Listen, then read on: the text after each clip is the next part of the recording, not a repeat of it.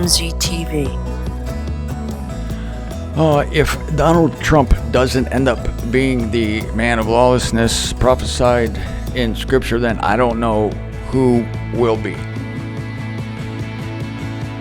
And we're getting too close to the end for some new surprises to come around. And the stage, to me, looking at the political situation here in the United States where I'm broadcasting from and around the world, this stage is being set so perfectly for a white horse rider, for a champion, for someone to rise up and end corruption at a level with a ferocity that no one has ever seen before. This is Martin Zender. You're at MZTV. I mean, just look at Trump's mugshot from the Virginia indictment. I'll put it on the screen here if you hadn't seen it. My sister, Kelly, sent it to me the day of, and I thought it was a joke. She said, "This is Trump's mugshot." And I said, no way. I honestly thought it was a joke. I found out very soon that it was not a joke. This man has sworn to destroy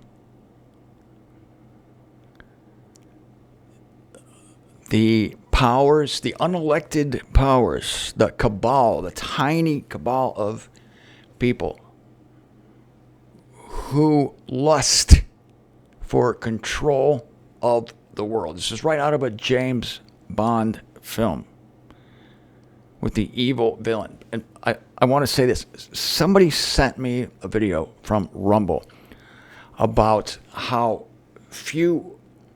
all the different companies in the world are actually controlled by just a few companies. They're just subsidiaries of giant parent corporations that are financed by giant banks. And I'm almost hesitant to say the names. I don't know what that'll do to this video as far as it being published, but whoever sent that to me, please resend it to me. I forget who sent it to me. I watched half of it and I was just mesmerized. I never got to the last half of it, but it's shocking how such a small group of people run everything in the form of these large investment firms and these large companies. And there's tens of thousands of subsidiaries, but they're not independent. That's the thing. It's a pyramid, and at the top are very few people, and their goal is world domination and the subjugation of the human race via a tyrannical regime. Communist to the core. And one person stands in the way of that happening. It's already underway here in my country, for sure.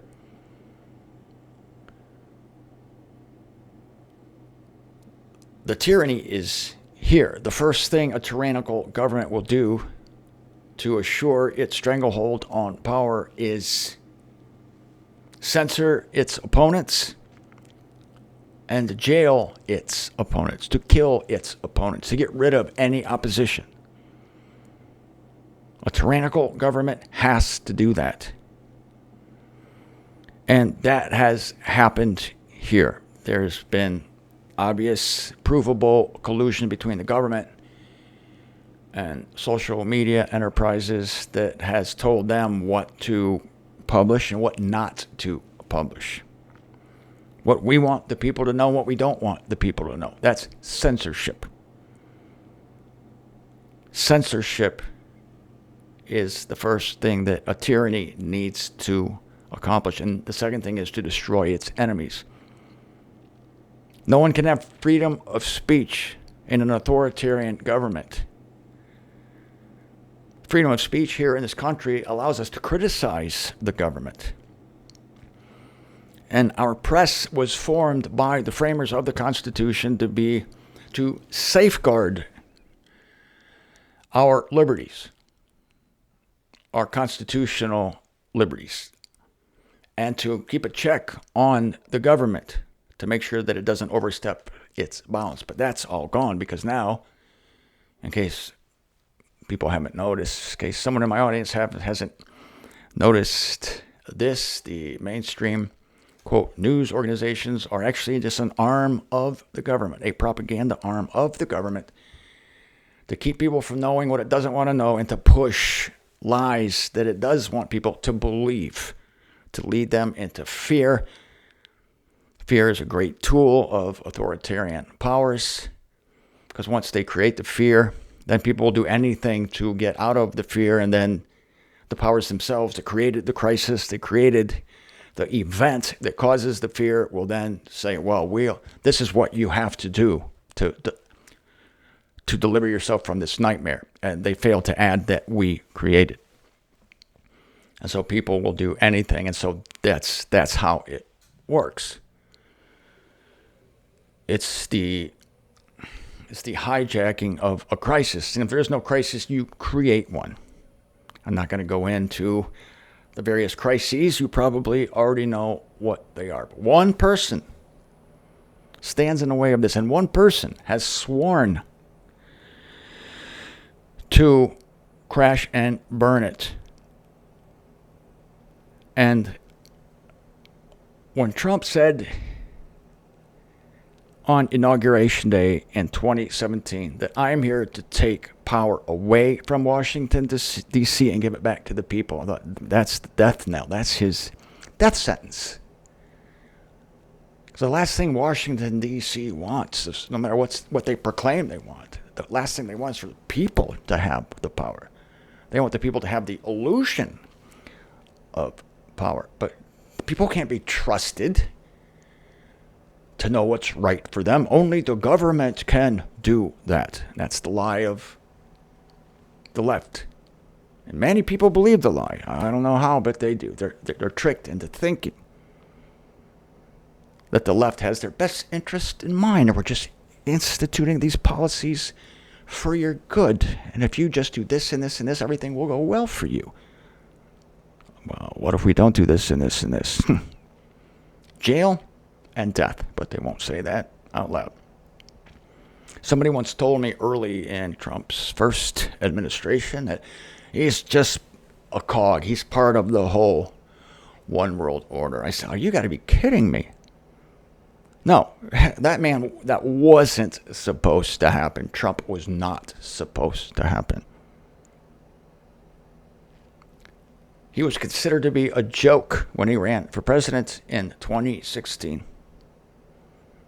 Nobody thought it was even possible. So no mechanism was put in place to prevent it because none of the powers that be thought it was possible, thought it could happen, thought that a real estate developer from Queens, a reality television star, could be the president. Well, we know what happened. And then when that happened, they did everything in their power to get rid of him. It worked in the last thing. 4 years after the 2016 thing, another thing happened like that, but that was commandeered, and that should have been the end of the man, but it wasn't. Why? Because evil will always overplay its hand. Satan overplayed his hand in killing Christ. I'm going to end this whole thing. I'm going to kill Christ. Well, what you did, actually, Satan, was facilitate the plan, which will eventuate in, ironically, your own salvation. The left overplayed its hand. It used to be they hid the fact that they were authoritarians. And they posed as reformers, as helpers. As Ronald Reagan used to say, the 10 most The 10 words most to be feared in the English language are, "Hi, I'm from the government. I'm here to help." So true. So what was put in place was a regime, a presidency, if you will, in the last 4 years that, well, let's just say the man who is supposedly in charge is completely commandeered, and he is being manipulated, obviously, by powers far above him. And now the aggression is naked, just naked. They don't even care anymore to hide their goal. And their goal is, again, sounds like a James Bond movie. Sorry if it sounds like that, but world domination. And it's doable if the people lay down.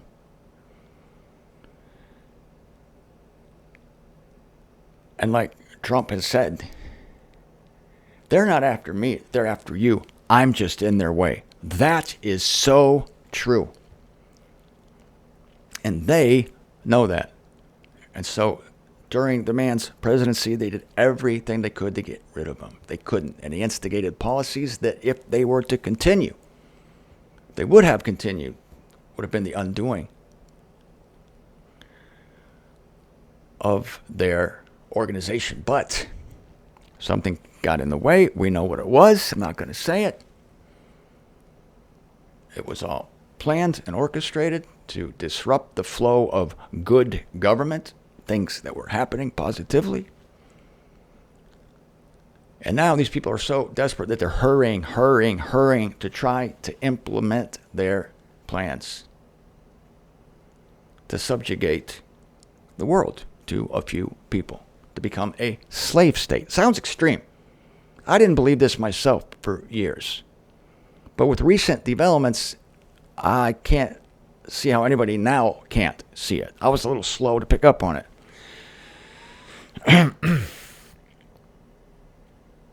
And so Trump has now sworn to destroy the cabal. He was very naive. He has admitted this himself when he got in 2016, inaugurated in January of 2017, because he says, I knew New York, but I didn't know Washington, D.C.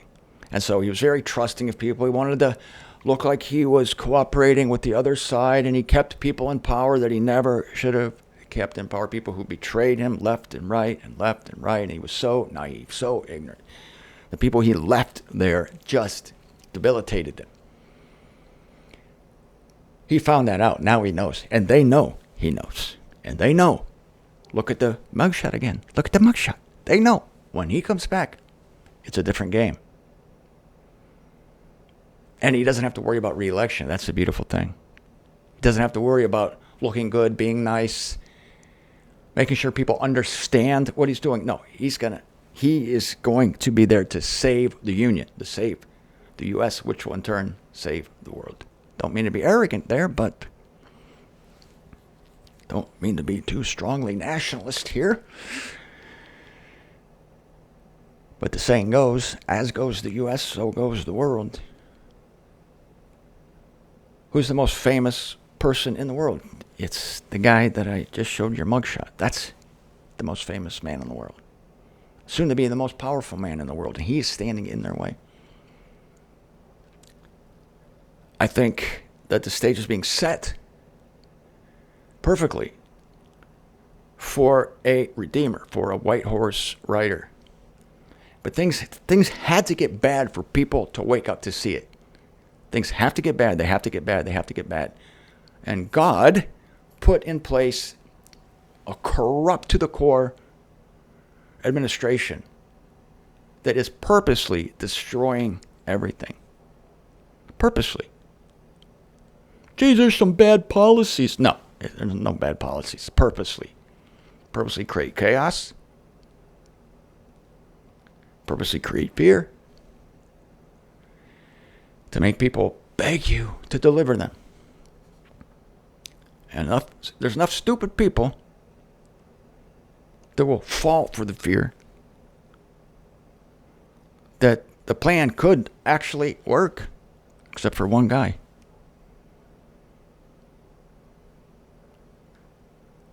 And so, isn't it strange that they are now, their biggest fear is that he is going to be president again. If that happens, they know what's going to happen this time. They know what's going to happen. They're desperate to keep it from happening. I think this man is the man of lawlessness. I like him. People say, how can you like the man of lawlessness? Because he's going to put good, two reasons, two ways. He's going to put great policies in place. He's going to get rid of the corruption. Who doesn't want that? He's going to fire people left and right who have been blocking progress. Washington, D.C. is so bloated. It's so bloated with inefficiency because I finally realized this after years. People aren't trying to solve problems. They're trying to stay in power. Trump actually was so naive to think, I'm going to solve problems. And the last thing D.C. wants anybody to know is that problems can be solved easily and in short order. They don't want anybody to know that because then they're out of a job. They have to maintain the problems, pretend they want to fix the problems, but their main concern is to stay in power. Trump couldn't give a damn about that. He's the first guy ever run for president that didn't use other people's money. Maybe here and there, but I mean, for the most part, did not rely on special interest money. Didn't rely on donors. And he didn't need the money. He didn't need the power. He had all the power and fame and money anybody could want. I honestly believe the guy loves the country. They know that. He's not part of the cabal. Look who his enemies are. Only God could be propping this man up. Only God could be keeping this man going. Only God could be protecting this man. I'm going to go to Revelation chapter 13, and I'm going to show you what is going to happen to the man of lawlessness. Because I believe that this is him. If it's not, I'm willing for it to be somebody else. They better step up pretty soon. I just see this scenario playing out perfectly. And then when I see Tucker Carlson on Adam Carolla's show, being interviewed by Adam Carolla, and Tucker says there's only one thing left. There's only one way left for them to stop Trump. Only one thing left. I don't usually play news clips for you, but I'm going to play a 3-minute clip of Tucker Carlson on the Adam Carolla show. Watch this. The CIA is a totally illegitimate criminal organization unless it is following precisely the orders of the elected president. Democrat or Republican, doesn't matter. So he's describing a crime. The people committing that crime in CIA should be in prison for long terms. That's the great threat to democracy right there. And the fact that no one on that set could even see that tells you how deeply corrupted they are. That's terrifying. And it's true, I happen to know. And I could bore you for hours, again, since I spent my life there and know a lot of people who work there. But the bottom line is there's no oversight at all. They were able to participate in the murder of a U.S. president and then hide that fact for 60 years by keeping those documents classified, which they still are. It's unbelievable. And it's happening in front of all of us, and nobody seems to care. But, you know, as the country declines and the democratic institutions weaken, and you wonder, how did this happen? Well, that's how it happened, right there. What do you think the future holds? Is it... I don't know. I mean, are they going to let Trump be president? No, of course. I mean, look, if, they protested him. They called him names. He won anyway. They impeached him twice on ridiculous pretenses. They fabricated a lot about what happened on January 6th in order to impeach him again. It didn't work. He came back. Then they indicted him. It didn't work. He became more popular.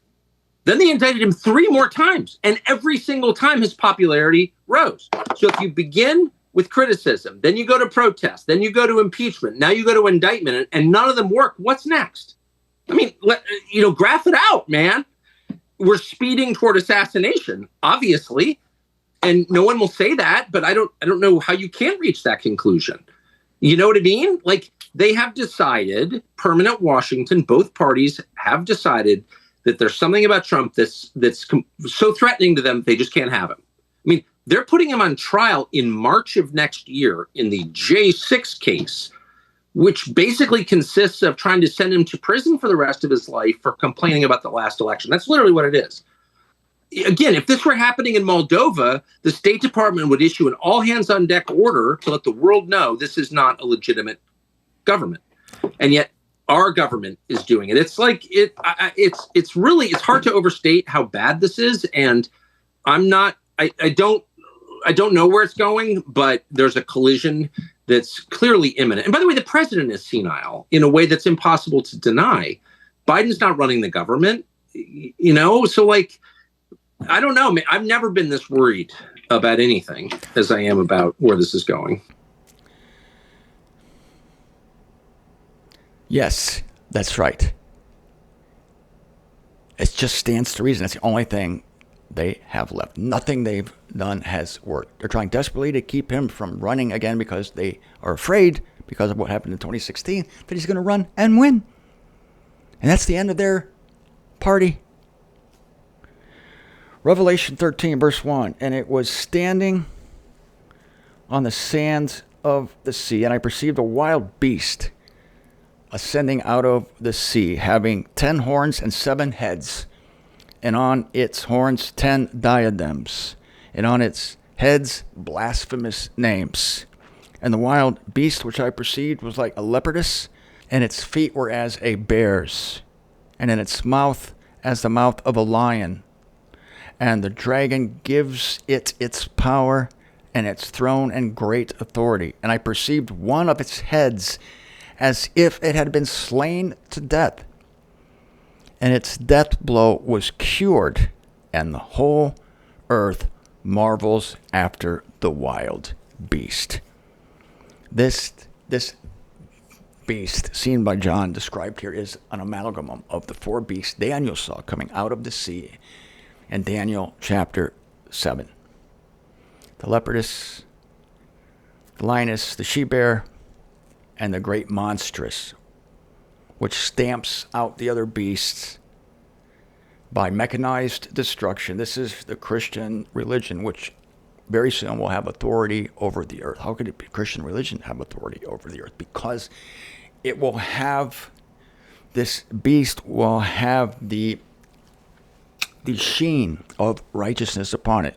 The perfect description of Satan, a messenger of light. Satan disguises himself as a messenger of light. And I've said this for years. The final deception has to be Christianized. All the Christians love Trump. The Jews love Trump. Trump is going to make a deal with Israel and Palestine that is going to allow Israel to rebuild their temple and live in peace until, of course, the middle of the last 7 years, when that treaty will be broken, and then the man of lawlessness turns on them. But something happens coincidentally with that event, and that is the apparent assassination of, I believe, the Antichrist. There are 7 heads. I hear people all the time say that the Antichrist sustains a head wound. He doesn't sustain a head wound. It just says one of the heads of the beast, one of its heads, as if it had been slain to death. I perceived one of its heads, one of the heads of the beast. There are 7 heads. I believe this represents 7 powers. It could be that the 10 horns represent the 10 kings, and the 7 heads represent 7 powers within those kingdoms. These are kingdoms, I'm convinced, that exist now. One of the heads, which I believe will be the man of lawlessness, receives a death blow. And I perceived one of its heads as if it had been slain to death. As if it had been slain to death. So there's some sort of grave injury, and the death blow was cured. So it's a death blow.